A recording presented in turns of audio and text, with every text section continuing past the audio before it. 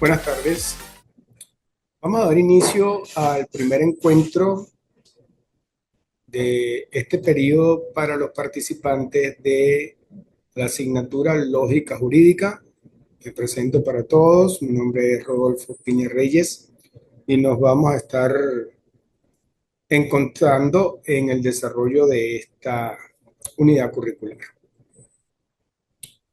Si revisaron el programa, pueden haber visto que comenzamos haciendo una definición general de lo que es la lógica, aunque indudablemente vamos a ir haciendo énfasis a través del desarrollo del contenido sobre lo que es específicamente la lógica jurídica, en atención a la materia que nos ocupa. Y de manera breve, observamos allí que es la disciplina, la lógica jurídica, que estudia y aplica los principios de la lógica al derecho. Es decir, que estaríamos hablando de una relación género-especie cuando de la lógica general se desprende la lógica jurídica para justamente realizar el análisis de esos razonamientos, conceptos, juicios y argumentos que los abogados utilizamos en nuestro ejercicio permanentemente. Vamos a darnos cuenta que necesitamos desarrollar y conocer algunas herramientas, como por ejemplo el análisis de la argumentación para poder hacer un desglose de los elementos que constituyen el contenido de documentos, leyes, resoluciones en el ámbito jurídico. La elaboración de conceptos y juicios, por supuesto, como la producción intelectual propia de cada abogado, la interpretación de las normas en atención a lo que la ley establece cuando faculta a algunos de los que participamos como operadores de justicia para poder hacer la interpretación de la norma. No es una cualidad personal ni individual. Y por supuesto, las herramientas del derecho que nos van a llevar a revisar lo que son los argumentos válidos, los argumentos no válidos, que en fin de cuentas constituyen lo que para nosotros va a ser la motivación que utiliza el juez o el abogado en el planteamiento de los casos. Con respecto a la lógica formal, pues vemos allí también una estructura que nos permite revisar que es la ciencia que estudia las leyes y principios del pensamiento correcto, es decir, necesitamos hacer una actividad mental para poder aplicar la lógica y luego utilizar esa estructura para construir los argumentos, la validez de los mismos y el significado de cada una de sus premisas para construir el contenido.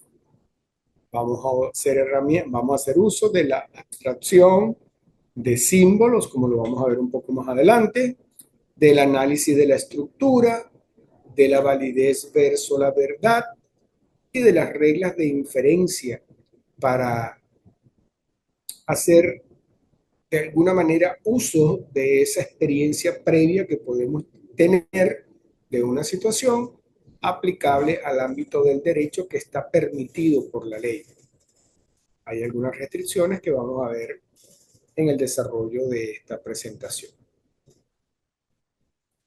Dentro de las funciones del lenguaje en la lógica, está allí una imagen que lo resume de manera interesante, porque cuando hablamos de la función referencial, nos dice que es para informarnos desde el mismo lugar de los hechos, es decir, cuando estamos tomando la información de primera fuente, pero también puede ser un lenguaje expresivo, cuando estamos mostrando algún tipo de sentimiento, un lenguaje apelativo cuando estamos haciendo una solicitud, un lenguaje metalingüístico cuando estamos buscando el significado de alguna palabra que desconocemos, una función fatídica cuando estamos haciendo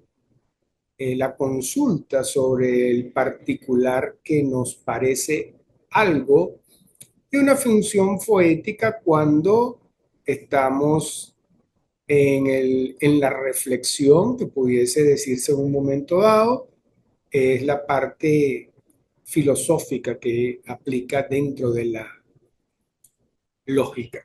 ¿Ok? Por supuesto, todo esto en un esquema de comunicación tradicional, emisor, receptor y código para que pueda darse la comprensión y el entendimiento en los diferentes niveles que vamos a verificar también más adelante, pero que ya de una vez nos va describiendo como culto, coloquial, vulgar y técnico, dependiendo del ámbito donde se esté realizando. Eh, una comparación entre lo que es la lógica formal y la lógica no formal la podemos observar en la tabla de la presentación para verificar el objetivo, el uso del lenguaje que de alguna manera eh, es pertinente tener, conocer para desarrollarlo, la base del análisis que necesitamos aplicar y por supuesto en qué ámbito. Fíjense que por ejemplo en el ámbito de las matemáticas nos dice allí que utilizamos la simbología, pero también en el ámbito de la lógica formal podemos utilizar algunos símbolos para hacer contracción de contenido que nos permite en un momento dado redactar de alguna manera resumen de lo que expresa o de lo que se quiere expresar dentro de lo que es la comunicación, dependiendo entonces, como ya lo vemos aquí, si estamos en el ámbito de la lógica formal o la lógica no formal.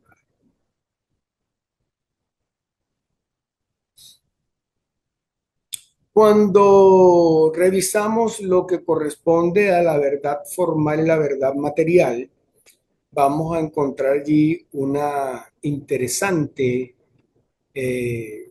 situación cuando nos dice que la verdad formal se refiere a la coherencia lógica de una afirmación, mientras que lo material va más relacionado hacia los hechos, a cómo ocurrieron. Es decir, que entonces si nos devolvemos un poco a alguna de las láminas anteriores, podemos indicar allí que hablamos de esa verdad material cuando estamos como observadores directos, mientras que la verdad formal va a ser aquella que se construye mentalmente a partir de los elementos que en el discurso vamos a descubrir como parte del contenido de los diferentes planteamientos que se realizan. Hace un momento hablamos o mencionamos sobre lo que era la analogía como elemento de uso común en el derecho. Y les comenté, bueno, que había algunas restricciones.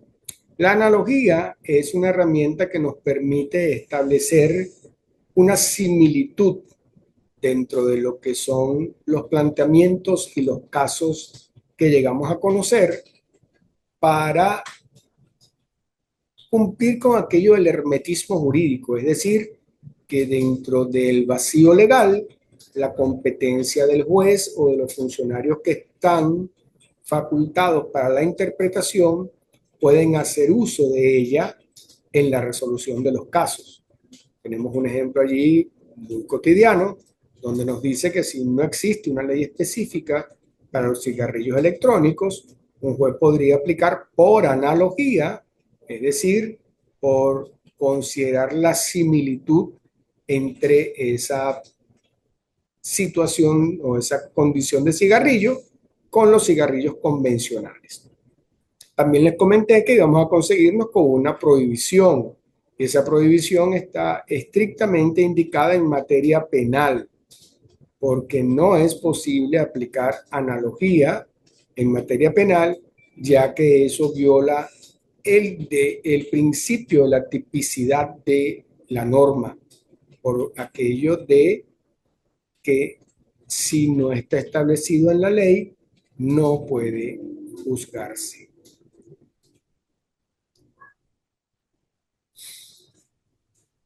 Eh, Entrando en el espacio ya de lo que es la lógica de lo razonable y su necesidad en el derecho, vamos a darnos cuenta que la aplicación de la lógica para el abogado consiste en poder utilizar estos conocimientos para la elaboración de argumentos válidos, coherentes, que desde la lógica formal deductiva exprese racionamientos que evidencian las situaciones que caracterizan el contexto, es decir, los hechos.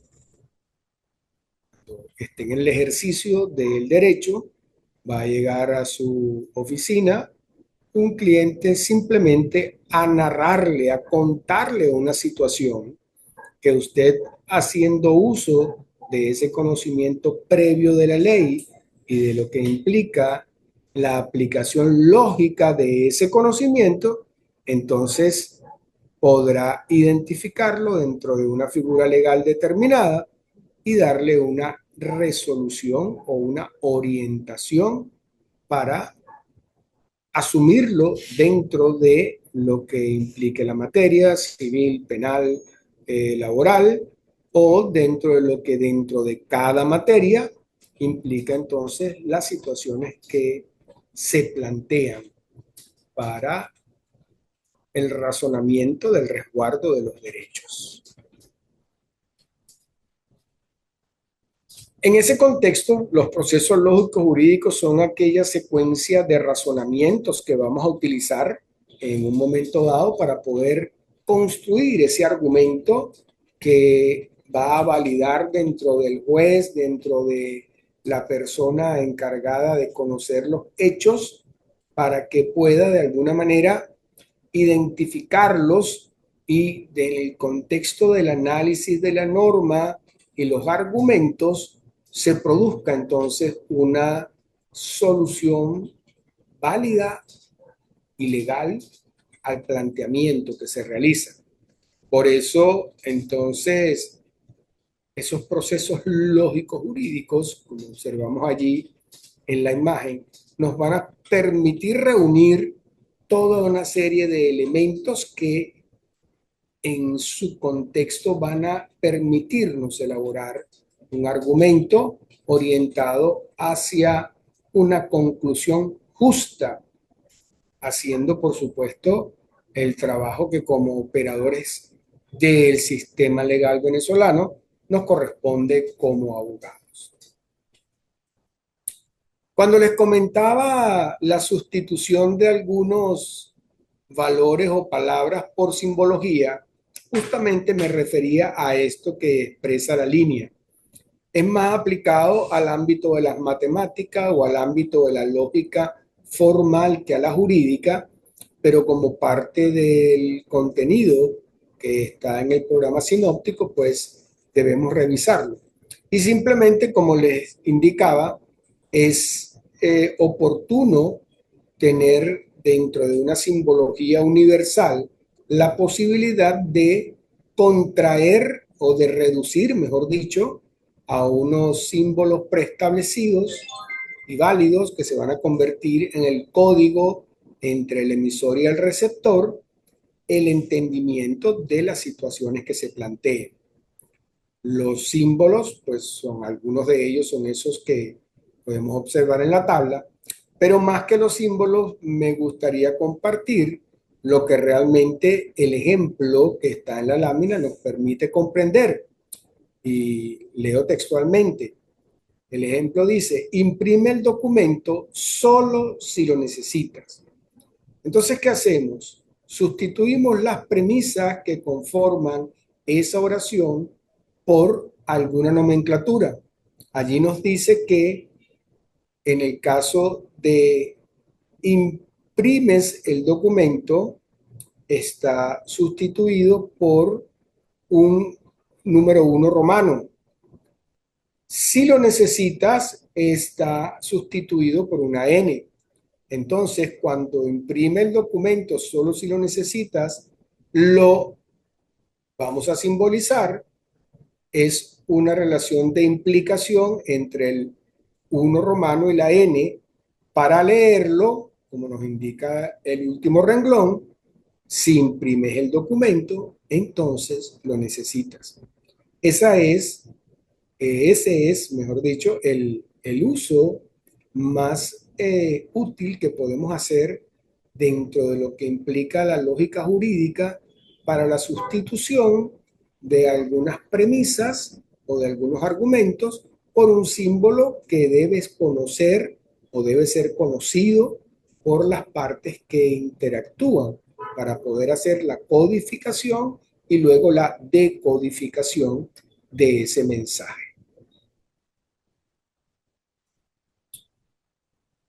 Cuando hablamos de el cálculo proporcional, es aquel que nos permite hacer proposiciones que van a ser enunciados, tal como su nombre lo indica, representados con los símbolos que observamos en la lámina. Salvo que realmente estemos dentro de un lenguaje estrictamente técnico de la lógica formal, para el derecho y para la lógica jurídica, no es una condición de uso frecuente el hecho de poder sustituir alguna de nuestras oraciones por esa nomenclatura. Sin embargo, como les comentaba, al estar dentro del programa sinóptico de la unidad curricular, era necesario por lo menos presentarlo para su conocimiento general. Igualmente vamos a tener una lógica de predicados, que es cuando existe el uso de una codificación universal que va a estar vinculada con la estructura de esa proposición. Es un sistema que permite deducir algunas conclusiones válidas, ¿sí? Y entonces, como observamos en la parte izquierda de la lámina, tenemos ahí un argumento que dice, algunas aves no vuelan. Sustituimos A por X, que es ave, B por vuela, y planteando el argumento desde su construcción, vamos a tener que la simbología inferior debe leerse dentro del código conocido por las partes como algunas aves no vuelan. Lo que nos interesa de esto es que fíjense que se llama lógica de predicados porque establece o se construye como una extensión de la proposición que introduce un elemento adicional para complementar esa propuesta de una manera muy concreta. En el caso del cálculo relacional, es algo que se utiliza, insisto, más en otras áreas que la lógica jurídica. Sin embargo, es importante saber que su nombre deriva de poder establecer relaciones entre los elementos o entre las premisas de los argumentos que se están realizando.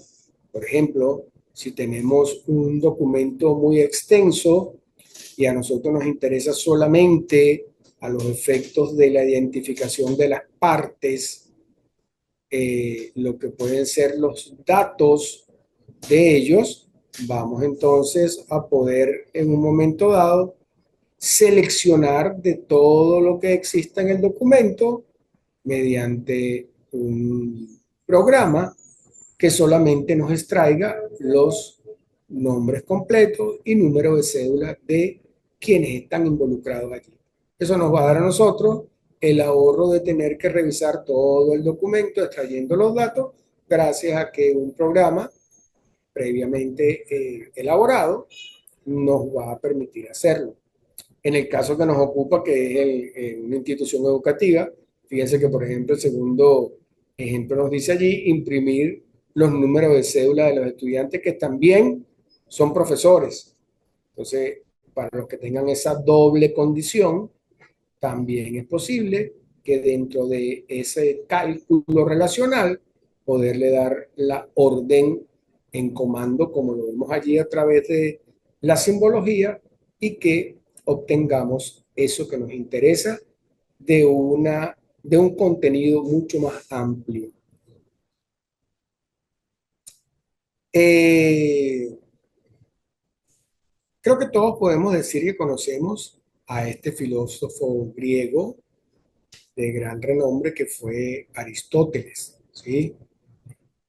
El tercero de los grandes, Sócrates, Platón y Aristóteles, constituyen la base de esa historia de la Grecia antigua dentro de los famosos filósofos.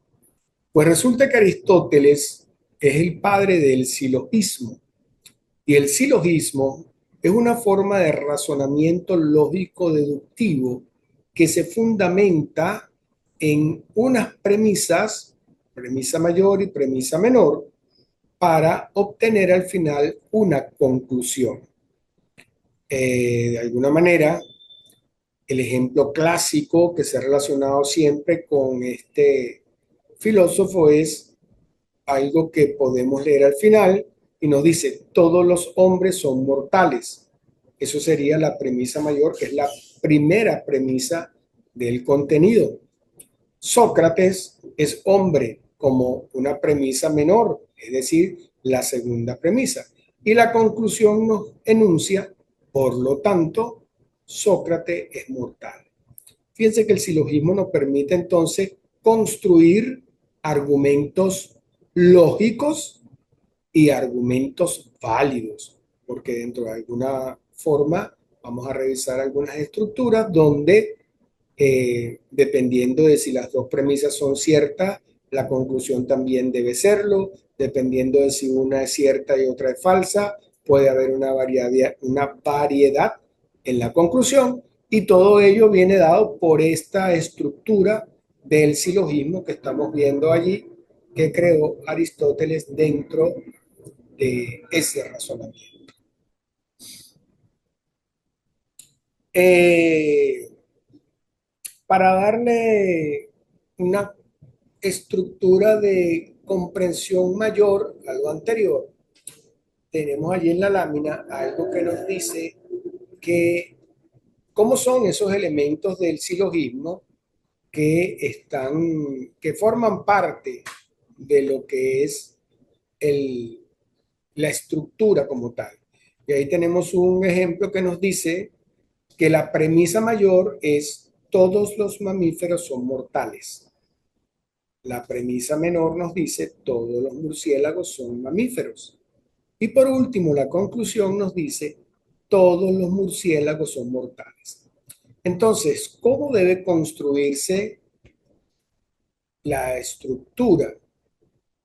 El concepto mortal es el término mayor porque está en la premisa mayor. El concepto mamífero está como término medio en la premisa menor, y ese concepto no debe aparecer en la conclusión, porque estando como predicado, antes de él tenemos otro concepto que es murciélago. La premisa menor nos dice todos los murciélagos son mamíferos. Entonces, la relación final que construye la estructura de la conclusión dice, todos los murciélagos son mortales. Es decir, que la palabra mamífero, como se encuentra en segundo plano, no aparece en la conclusión debido a que es repetida porque ya está existente en la premisa mayor. Entonces, la estructura del silogismo debe atender a este concepto que desarrollamos aquí. Debe tener solamente tres términos. El término medio no debe aparecer en la conclusión, que en este caso para el ejemplo que indicamos es mamífero. Ninguno de los términos debe tener mayor extensión que la conclusión. Y por último, el término medio debe ser por lo menos una vez universal, ese que estamos desarrollando allí como mamífero para la premisa menor. Esa es la estructura dentro de lo que es el silogismo para la construcción de argumentos. Por supuesto que estoy seguro que hemos oído hablar mucho sobre estos dos métodos que de alguna manera permiten el desarrollo del razonamiento y se utilizan muchísimo en la investigación. El método inductivo, como aquello que nos permite trabajar desde lo particular a lo general para que al final ese método inductivo nos permita generar una teoría, es decir, algo que es una suposición sobre algo, pero que no está validado como ley. Mientras que el método deductivo es un método que va de lo general a lo particular y sí nos permite probar hipótesis. Por supuesto, al probar las hipótesis, aceptándolas o rechazándolas, vamos a tener la oportunidad desde el punto de vista de la investigación y el método científico de aceptar una situación como una ley, es decir, como algo que se repite constantemente siempre que los elementos sean concurrentes e iguales. Entonces, aquí desarrollamos de manera breve lo que son el método inductivo y el método deductivo en la conformación de su estructura para el razonamiento.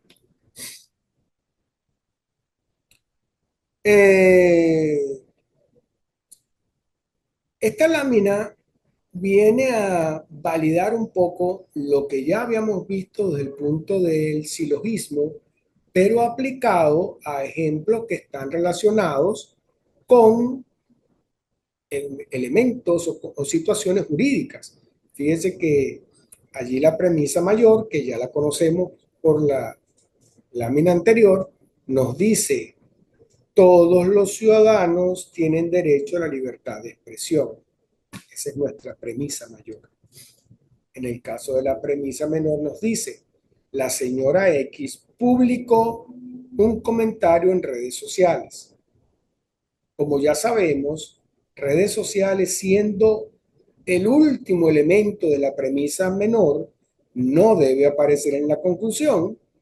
Por lo tanto, la estructura de la conclusión, validando lo ya conocido, nos permite elaborar un contenido que es la señora X ejerció su derecho a la libertad de expresión.